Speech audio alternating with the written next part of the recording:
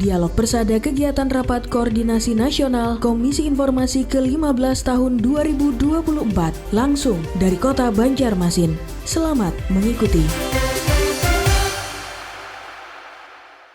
104,7 Abdi Persada FM bergerak untuk Banua. Apa kabar Anda, Insan Persada? Bersua lagi dengan saya Rini Mas Kanari di program spesial dalam rangkaian Rapat Koordinasi Nasional atau Rakornas ke-15 Komisi Informasi se-Indonesia tahun 2024 di Galaxy Hotel Banjarmasin. Dan saat ini saya sudah bersama dengan Wakil Ketua Komisi Informasi dari Kalimantan Utara, ada Bapak Niko Ruru. Selamat sore Pak Niko. Selamat sore. Gimana kabarnya sore hari ini Pak? Ini hari kedua nih. Alhamdulillah. Ya, kita sudah 3 hari di sini. 3 hari sudah di sini Pak ya. Berarti sebelum hari Minggu, ya. dari hari Minggu. Oke. Pak, ini sudah hari kedua kegiatan nih ya di Galaxy Hotel ini. Rangkaian kegiatan diikuti terus nih oleh Kalimantan Utara. Iya, mulai dari hari pertama kita ikut. Tadi malam juga gala dinner. Ikut semua. Sampai hari kedua, kesannya gimana sih Pak? Yang pertama kalau dari teknis pelaksanaan kegiatan, pelayanan dari pemerintah daerah maupun dari panitia itu sudah sangat baik sekali kita rasakan dari tamu-tamu yang dari luar ini. Nah tentunya kemudian untuk kegiatan Komisi Informasinya sendiri di kegiatan Rakornas ini tentu banyak informasi aktual yang bisa kita dapatkan untuk menjadi bahan diskusi kita untuk pengembangan keterbukaan informasi publik nanti di daerah. Nah kalau dari Kalimantan Utara, Pak Niko sendiri ini sudah berapa kali ke Banjarmasin atau ke Kalimantan Selatan nih Pak? Kali ini, pernah cuman transit aja pesawatnya. Oh ya, itu di Banjarbaru ya? Iya. Ini masih kali pertama. bandara lama kayaknya. Bandara lama, iya. Oh, udah lama banget berarti ya. Perkembangan Kalimantan Selatan saat ini sudah jauh ya, jauh lebih maju. Ini sudah ada pemindahan ibu kota kan dari yang lama. Betul. Kalau dari Banjarmasin ibu kotanya dulu, sekarang udah pindah ke Banjarbaru ya. Sudah keliling? Belum, baru sekitaran ini saja. Baru sekitaran ini saja atau baru nyebrang aja ya? Iya. Cuman sempat ke Banua Anyar ya. Banua Anyar ya. Kuliner malam. Ya. Sempat ke situ. Sempat ke sana. Kuliner asli daerah sini kan. Kalimantan Utara dekat dengan Malaysia. Dan IKN juga dekat ya. Enggak, kalau enggak, kita ya, jauh, IKN agak jauh. Tapi untuk Kalimantan Utara tergolong provinsi baru nih ya, baru berpecah dari Kalimantan Timur. Iya, itu bagaimana Pak kemajuan di sana? Kami pengen tahu sedikit kemajuan provinsi Kalimantan Utara ini yang baru gitu, gimana nih perkembangannya? Kita kan baru berapa tahun dari 2012 ya.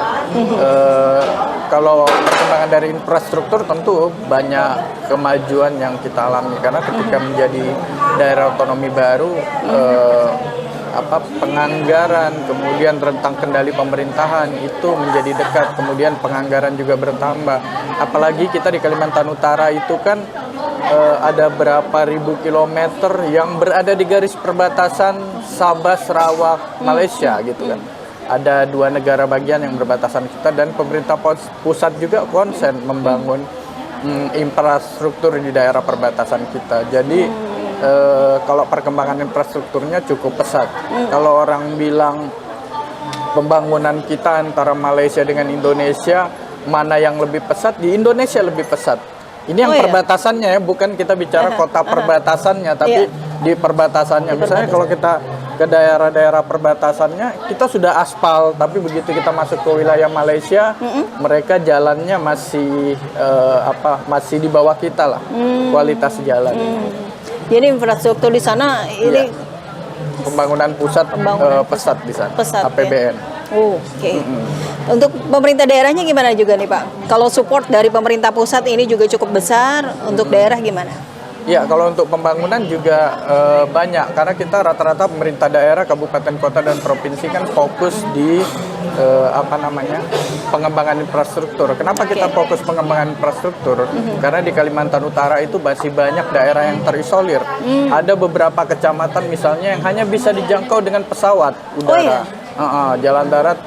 Jalan darat baru mulai dibangun tapi belum bisa digunakan lah begitu kan karena masih. Nah, kalau terkait dengan keterbukaan informasi publik, bagaimana dukungan pemerintah Provinsi Kalimantan Utara terhadap pengembangan keterbukaan informasi publik, ini sudah mengalami peningkatan yang sangat baik. Kalau tahun lalu IKIP kita berada di posisi sedang, kemudian kita pemerintah daerah terus melakukan pembenahan untuk pengembangan Komisi Informasi Kalimantan Utara, kemudian pengembangan untuk pengelola layanan informasi dan dokumentasi. Nah, itu juga didukung dengan peningkatan anggaran. Misalnya untuk Komisi Informasi Kalimantan Utara, kalau tahun lalu kita berada pada posisi 850 juta anggarannya. Tahun 2024 ini kita sudah tembus 2,4 miliar. Wah, dan berapa kali lipat tuh? 200% naik. Kemungkinan kita akan mendapat tambahan lagi sekitar 750 juta di perubahan anggaran ini, jadi kita bisa 3,2 miliar. Itu bentuk dukungan pemerintah daerah bahwa pemerintah daerah juga konsen terhadap isu-isu keterbukaan informasi publik di daerah. Nah, kenapa pemerintah daerah memberikan dukungan terhadap keterbukaan informasi publik di daerah? Bahwa pada prinsipnya kita melihat bahwa informasi publik itu adalah hak asasi yang harus diberikan kepada masyarakat. Ada beberapa isu-isu yang terkait pemenuhan hak-hak dasar masyarakat itu harus didukung dengan keterbukaan informasi publik. Misalnya ada masyarakat yang dia harus meninggal karena tidak mendapatkan pelayanan kesehatan yang memadai. Salah satu faktornya apa? Karena badan publiknya tidak terbuka. Yang kedua, masyarakat juga belum memiliki kesadaran untuk mengakses informasi soal kesehatan gitu kan. Kalau mereka bisa mengakses informasi itu dengan baik, tentu mereka bisa tahu bahwa dari 10% anggaran pendidikan di dalam APBD itu ditujukan untuk kesehatan, dan apa rinciannya tentu banyak untuk mendukung sektor-sektor kesehatan yang berkaitan dengan masyarakat. Sama juga di pendidikan, harusnya tidak ada anak-anak yang putus sekolah ketika akses informasi terhadap anggaran pendidikan itu bisa diakses masyarakat. Betul. Mereka bisa tahu bahwa ada anggaran pendidikan, beasiswa dan sebagainya yang bisa digunakan untuk anaknya bersekolah. Jadi itu kenapa sangat penting selain Komisi Informasi mendorong pemerintah daerah untuk terbuka, mengembangkan keterbukaan informasi publik itu, pemerintah daerah juga konsen terhadap isu-isu itu. Makanya keterbukaan informasi publik ini kan termasuk salah satu isu yang digaungkan saat reformasi. Kemudian pemerintah menindaklanjutinya dengan menerbitkan Undang-Undang Keterbukaan Informasi Publik itu. Lahirlah Komisi Informasi Informasi. Ini agar semuanya jelas, terbuka dan benar. Ini didapatkan oleh masyarakat. Benar. Oke. Baik, untuk di Kalimantan Utara sendiri nih Pak, di Komisi Informasi seperti yang sudah disampaikan Pak Niko tadi bahwa berada pada peringkat sedang, Ini apakah akan terus ditingkatkan? Ya, tentu. Kita berharap bagaimana kita keterbukaan informasi terus ditingkatkan. Makanya di daerah mulai tahun ini kita melakukan yang namanya monitoring evaluasi terhadap perangkat daerah. Apa gunanya? Ini adalah sebagai bahan evaluasi agar perangkat daerah itu bisa yang sebelumnya tidak terbuka, tidak informatif maksudnya, nanti bisa menjadi informatif. Seperti yang saya sampaikan tadi bahwa masyarakat punya hak untuk mendapatkan informasi. Kita akui bahwa saat ini mungkin di beberapa perangkat daerah masih ada yang belum menyadari tugas itu, bagaimana memberikan pelayanan informasi dan dokumentasi dengan baik. Karena itulah proses monitoring evaluasi ini kita lakukan. Kita akan memastikan bahwa di setiap perangkat daerah ada pengelola layanan informasi dan dokumentasi, ada informasi dan dokumentasi yang disediakan untuk pengguna atau pemohon informasi. Oke, baik. Terakhir nih Pak Niko, setelah tadi dapat juga hal-hal baru atau ilmu-ilmu baru nih pada Rakornas dalam beberapa hari ini di Kalimantan Selatan. hal apa yang mungkin sedikit yang ingin dibawa pulang nantinya ke Kalimantan Utara nih Pak?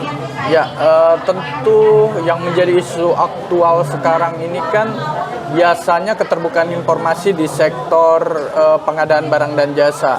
Tadi Ketua Kadin, Ketua Umum Kadin juga menyampaikan bahwa ini juga menjadi persoalan dari pengusaha-pengusaha di daerah.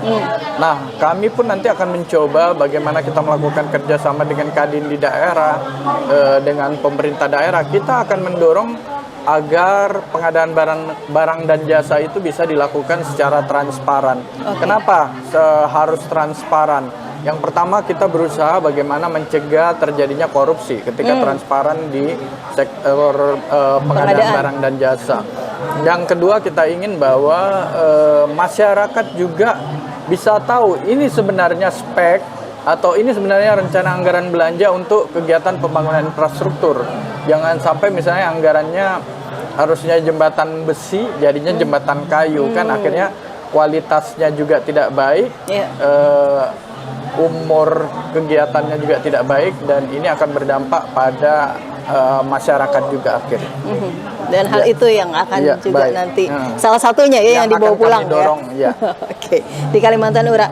Ya, terakhir lagi nih Pak Niko, mungkin ada pesan-pesan untuk masyarakat Kalimantan Selatan apa nih berkaitan juga dengan UMKM yang hari ini juga turut serta berperan di Rakornas hari ini. Kalau ini kan provinsi tertua ya di Kalimantan, bahkan dulu Kalimantan sebelum terpecah-pecah jadi beberapa provinsi, kita ibu kotanya ada di Banjarmasin. Tentu kami berharap bagaimana kemajuan-kemajuan yang ada di Kalimantan Selatan ini nanti, apalagi setelah IKN, kami di Kalimantan Utara juga bisa mengejar ketertinggalan yang ada di Kalimantan Selatan ini.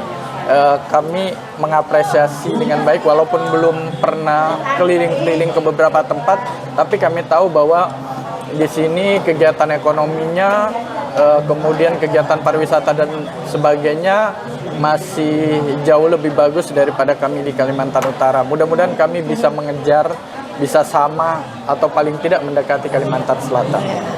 Atau jangan sampai melebihi ya Pak ya? Iya, mudah-mudahan lebih bagus lagi. Oke, baik, terima kasih Pak Niko Ruru, Wakil Ketua Komisi Informasi Kalimantan Utara. Kita bersua lagi dengan daerah-daerah lain di Kalimantan Selatan dalam rangkaian Rakornas ke-15 Komisi Informasi se-Indonesia. Hanya di Abdi Persada FM.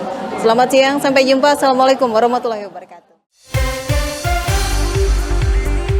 Demikianlah Dialog Persada, kegiatan Rapat Koordinasi Nasional Komisi Informasi ke-15 tahun 2024, langsung dari Kota Banjarmasin. Terima kasih untuk kebersamaan Anda.